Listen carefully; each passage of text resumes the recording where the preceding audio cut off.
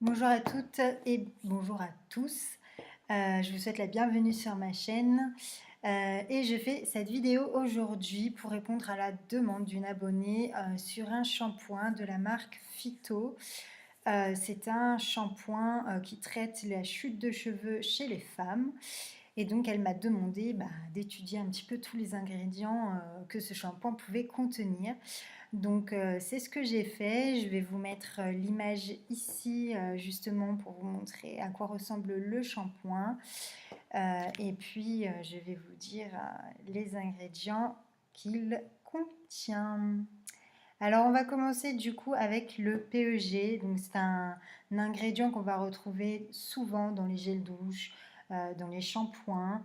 euh, et qui est un ingrédient controversé et synthétique. Donc le PEG, c'est du polyéthylène glycol.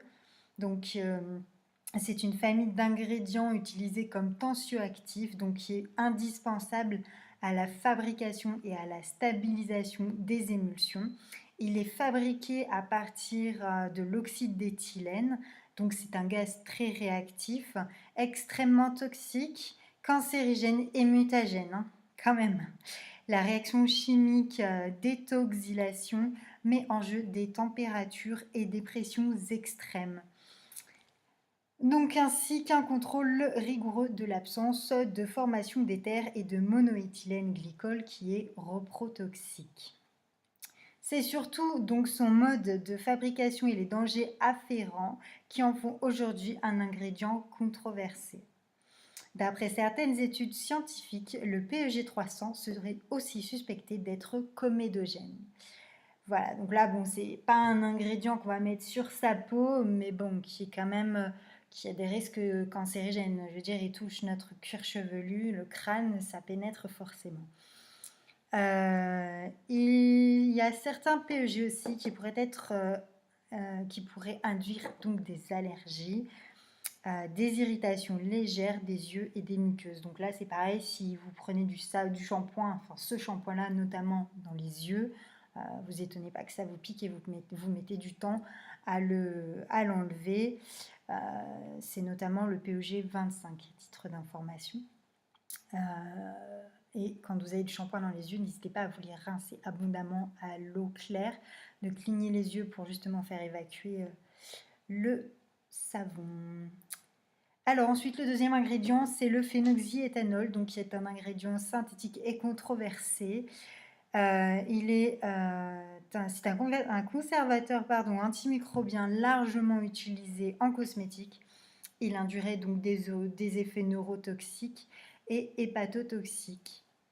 Et d'après certaines études scientifiques, il présenterait également un potentiel sensibilisant, tel que les urticaires ou les dermatites. Donc ça peut avoir une influence sur le cuir chevelu, c'est-à-dire ça vous démange énormément, vous avez des petites plaques rouges, un peu comme de l'eczéma.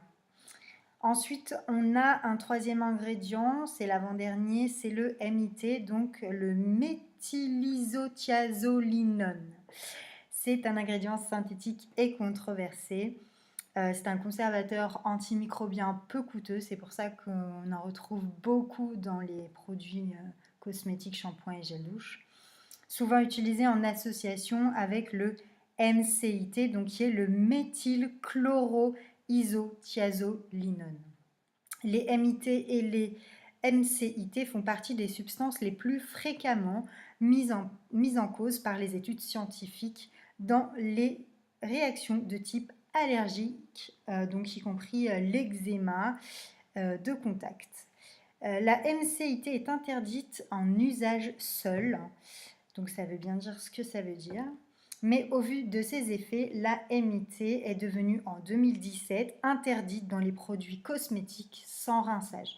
Là, le shampoing, ça se rince. Mais bon, c'est pour dire aussi à quel point cet ingrédient est quand même néfaste et dangereux. Le dernier ingrédient, c'est pareil, c'est un ingrédient qu'on va retrouver très souvent dans les gels douche et les shampoings. Il écrit aussi en grosses lettres, c'est le tétrasodium EDTA. Donc c'est un sel de l'EDTA. Ce sont des ingrédients qui captent et retiennent d'autres substances comme le calcium ou le magnésium. Ils permettent de bien faire mousser les soins lavants, donc d'où le fait que vous ayez beaucoup de mousse dans vos gels douche, dans vos shampoings, c'est parce qu'il contient de l'EDTA. Un shampoing solide qui ne mousse pas, ça ne veut pas dire qu'il ne lave pas. Au contraire, il lave très très bien et il contient des ingrédients 100% naturels et surtout végétaux. Ensuite, leur capacité à se lier aux métaux lourds notamment et au calcium les rend indésirables pour l'environnement. Donc ça veut dire que quand vous rincez, le shampoing va dans les tuyaux, dans les canalisations et vous polluez. Voilà. D'après certaines études scientifiques, il serait aussi très irritant pour les yeux et pourrait être source d'eczéma, donc de démangeaisons cutanées.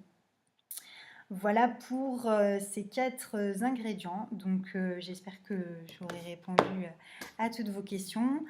Ça reste quand même globalement des ingrédients controversés et synthétiques, donc qui ne sont pas recommandables.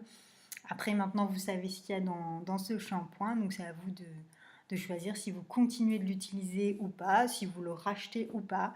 Encore une fois, c'est votre choix personnel. Moi, je suis là à titre informatif. J'espère que ma vidéo vous aura plu. Je vous dis à bientôt.